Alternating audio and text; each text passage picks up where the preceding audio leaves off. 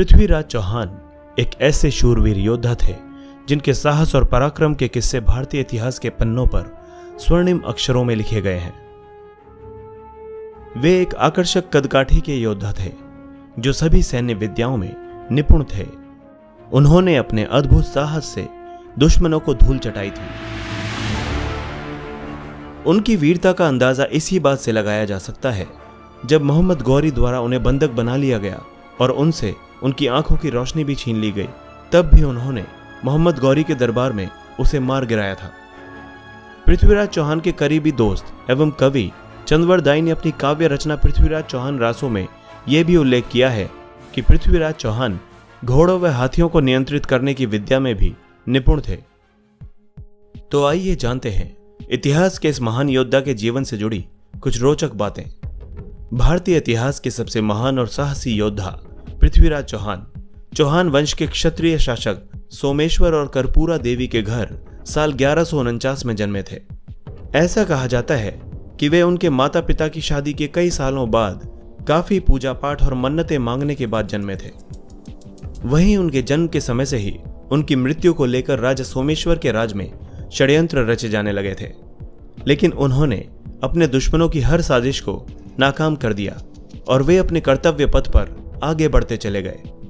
राजघराने में पैदा होने की वजह से ही शुरू से ही पृथ्वीराज चौहान का पालन पोषण काफी सुख सुविधाओं से परिपूर्ण अर्थात वैभवपूर्ण वातावरण में हुआ था।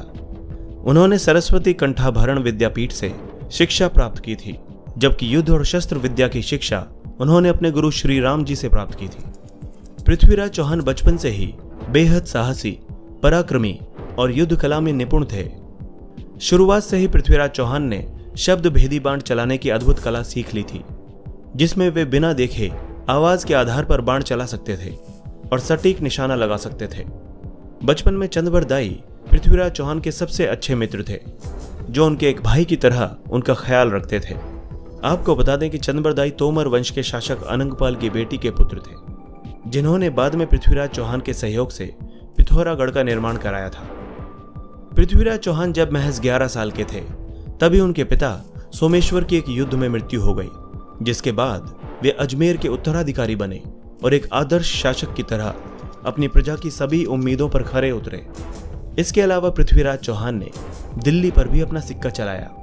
दरअसल उनकी मां कर्पूरा देवी अपने पिता अनंगपाल की इकलौती बेटी थी, इसीलिए उनके पिता ने अपने दामाद और अजमेर के शासक सोमेश्वर चौहान से पृथ्वीराज चौहान की प्रतिभा को भांपते हुए अपने साम्राज्य का उत्तराधिकारी बनाने की इच्छा प्रकट की थी, जिसके तहत 1166 में उनके नाना अनंगपाल की मृत्यु के बाद पृथ्वीराज चौहान दिल्ली के राज सिंहासन पर बैठे और कुशलतापूर्वक उन्होंने दिल्ली की सत्ता संभाली। एक आदर्श शासक के तौर पर उन्होंने अपने साम्राज्य को मजबूती देने के लिए कई कार्य किए और इसके विस्तार करने के लिए कई अभियान भी चलाए, और इस प्रकार वे एक वीर योद्धा एवं लोकप्रिय शासक के तौर पर पहचाने जाने लगे।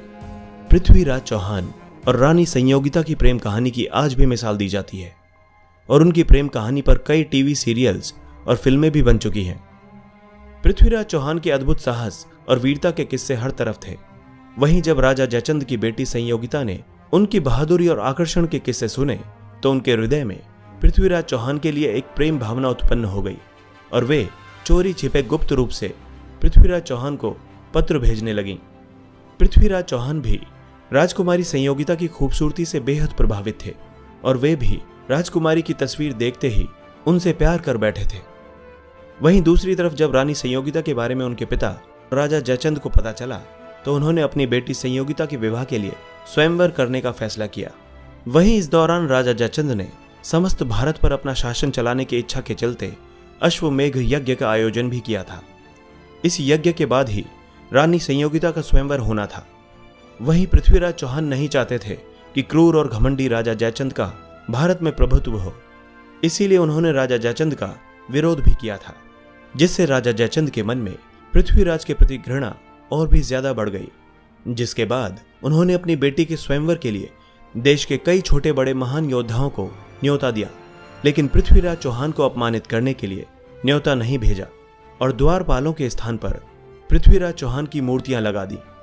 वहीं पृथ्वीराज चौहान जयचंद की चालाकी को समझ गए और उन्होंने अपनी प्रेमिका को पाने के लिए एक गुप्त योजना बनाई।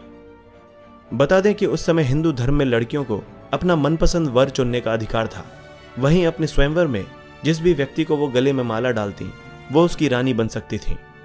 वहीं स्वयंवर के दिन जब कई बड़े बड़े राजा अपने सौंदर्य के लिए पहचानी जाने वाली राजकुमारी संयोगिता से विवाह करने के लिए शामिल हुए, उसी समय स्वयंवर में जब संयोगिता अपने हाथों में वरमाला लेकर एक एक कर सभी राजाओं के पास से गुजरी और उनकी नजर द्वार पर स्थित पृथ्वीराज चौहान की मूर्ति पर पड़ी, तब उन्होंने द्वार पर खड़ी पृथ्वीराज चौहान की मूर्ति पर हार डाल दिया, जिसे देखकर स्वयंवर में आए सभी राजा खुद को अपमानित महसूस करने लगे।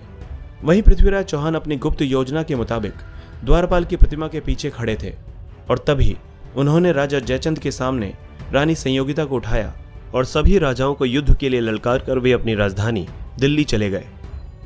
इसके बाद राजा जयचंद गुस्से से आग बबूला हो गया और इसका बदला लेने के लिए उसकी सेना ने पृथ्वीराज चौहान का पीछा किया, लेकिन उसकी सेना महान पराक्रमी पृथ्वीराज चौहान को पकड़ने में असमर्थ रही। जयचंद के सैनिक पृथ्वीराज चौहान का बाल भी बांका नहीं कर सके।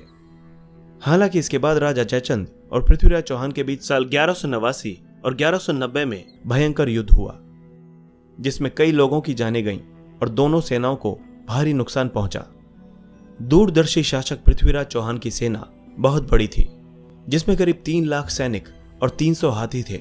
उनकी विशाल सेना में घोड़ों की सेना का भी खासा महत्व था। पृथ्वीराज चौहान ने अपनी इस विशाल सेना की वजह से न सिर्फ कई युद्ध जीते, बल्कि वे अपने राज्य का विस्तार करने में भी कामयाब रहे। वहीं पृथ्वीराज चौहान जैसे जैसे युद्ध जीतते गए, वैसे वैसे वे अपनी सेना को भी बढ़ाते गए। चौहान वंश के सबसे बुद्धिमान और दूरदर्शी शासक पृथ्वीराज चौहान ने अपने शासनकाल में अपने राज्य को एक नए मुकाम पर पहुंचा दिया था। उन्होंने अपने राज्य में अपनी कुशल नीतियों के चलते अपने राज्य के विस्तार करने में कोई कोर कसर नहीं छोड़ी थी।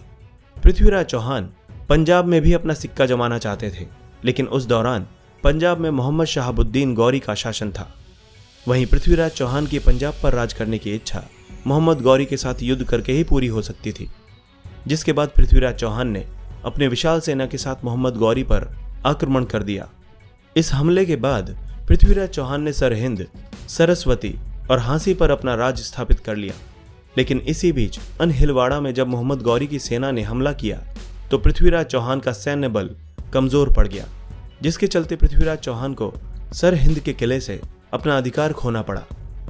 बाद में पृथ्वीराज चौहान ने अकेले ही मोहम्मद गौरी का वीरता के साथ मुकाबला किया, जिसके चलते मोहम्मद गौरी बुरी तरह घायल हो गया और बाद में मोहम्मद गौरी को इस युद्ध को छोड़कर भागना पड़ा। हालांकि इस युद्ध का कोई निष्कर्ष नहीं निकला। यह युद्ध सरहिंद के किले के पास तराइन नाम की जगह पर हुआ था, इसीलिए इसे तराइन का युद्ध भी कहा जाता है। कहा जाता है कि पृथ्वीराज चौहान ने मोहम्मद गौरी को 17 बार पराजित किया था, लेकिन हर बार उन्होंने उसे जीवित ही छोड़ दिया। वहीं पृथ्वीराज चौहान से इतनी बार हारने के बाद मोहम्मद गौरी मन ही मन प्रतिशोध की भावना से भर गया था। वहीं जब संयोगिता के पिता और पृथ्वीराज चौहान के कट्टर दुश्मन जयचंद को इस बात की भनक लगी तो उसने मोहम्मद गौरी से अपना हाथ मिला लिया और दोनों ने पृथ्वीराज चौहान को जान से मारने का षड्यंत्र रचा। इसके बाद दोनों ने मिलकर साल 1192 में अपने मजबूत सैन्य बल के साथ पृथ्वीराज चौहान पर फिर से हमला किया। वहीं जब इस युद्ध में पृथ्वीराज चौहान अकेले पड़ गए थे, तब उन्होंने अन्य राजपूत राजाओं से मदद मांगी थी, लेकिन स्वयंवर में पृथ्वीराज चौहान द्वारा किए गए अपमान को लेकर कोई भी शासक उनकी मदद के लिए आगे नहीं आया। इस मौके का फायदा उठाते हुए राजा जयचंद ने पृथ्वीराज चौहान का भरोसा जीतने के लिए अपना सैन्य बल पृथ्वीराज चौहान को सौंप दिया। वहीं उदार स्वभाव के पृथ्वीराज चौहान राजा जयचंद की इस चाल को समझ नहीं पाए और इस तरह जयचंद के धोखेबाज सैनिकों ने पृथ्वीराज चौहान के सैनिकों का संहार कर दिया। और इस युद्ध के बाद मोहम्मद गौरी ने पृथ्वीराज चौहान और उनके मित्र चंदबरदाई को अपने जाल में फंसाकर उन्हें बंधक बना लिया और उन्हें अपने साथ अफगानिस्तान ले गया। इसके बाद मोहम्मद गौरी ने दिल्ली, पंजाब, अजमेर और कन्नौज में शासन किया। हालांकि राजा पृथ्वीराज चौहान के बाद कोई भी राजपूत शासक भारत में अपना राज जमाकर अपनी बहादुरी साबित नहीं कर पाया। पृथ्वीराज चौहान से कई बार पराजित होने के बाद मोहम्मद गौरी अंदर ही अंदर प्रतिशोध की भावना से भर गया था। इसलिए बंधक बनाने के बाद पृथ्वीराज चौहान को उसने कई शारीरिक यातनाएं दी एवं पृथ्वीराज चौहान को मुस्लिम बनने के लिए भी प्रताड़ित किया। वहीं काफी यातनाएं सहने के बाद भी वीर योद्धा पृथ्वीराज चौहान मोहम्मद गौरी के सामने झुके नहीं और दुश्मन के दरबार में भी उनके माथे पर किसी तरह की शिकन नहीं थी। इसके साथ ही वे अमानवीय कृत्यों को अंजाम देने वाले मोहम्मद गौरी की आंखों में आंखें डालकर पूरे आत्मविश्वास के साथ देखते रहे, जिसके बाद गौरी ने उन्हें अपनी आंखें नीची करने का आदेश भी दिया। लेकिन इस राजपूत योद्धा पर तनिक भी प्रभाव नहीं पड़ा, जिसको देखकर मोहम्मद गौरी का क्रोध 7वें आसमान पर पहुंच गया और उसने पृथ्वीराज चौहान की आंखें गर्म सलाखों से जला देने का आदेश दिया। यही नहीं, आंखें जला देने के बाद भी क्रूर शासक मोहम्मद गौरी ने उन पर कई जुल्म ढाए और अंत में पृथ्वीराज चौहान को जान से मार देने का फैसला किया। वहीं इससे पहले मोहम्मद गौरी की पृथ्वीराज चौहान को मार देने की साजिश कामयाब होती, पृथ्वीराज चौहान के बेहद करीबी मित्र और राजकवि चंद्रवरदाई ने मोहम्मद गौरी को पृथ्वीराज चौहान की शब्द भेदी बाण चलाने की खूबी बताई, जिसके बाद मोहम्मद गौरी हंसने लगा कि भला एक अंधा कैसे बाण चला सकता है। लेकिन बाद में गौरी अपने दरबार में तीरंदाजी प्रतियोगिता का आयोजन करने के लिए राजी हो गया। वहीं इस प्रतियोगिता में शब्द भेदी बाण चलाने के उस्ताद पृथ्वीराज चौहान ने अपने मित्र चंद्रवरदाई के दोहों के माध्यम से अपनी यह अद्भुत कला दिखाई और भरी सभा में पृथ्वीराज चौहान ने चंद्रवरदाई के दोहों की सहायता से मोहम्मद गौरी की दूरी और दिशा को समझते हुए गौरी के दरबार में ही उसका वध कर दिया। ये दोहा कुछ इस प्रकार था: 4 बांस 24 गज, अंगुल अष्ट प्रमाण, ता ऊपर सुल्तान है, मत चूको चौहान।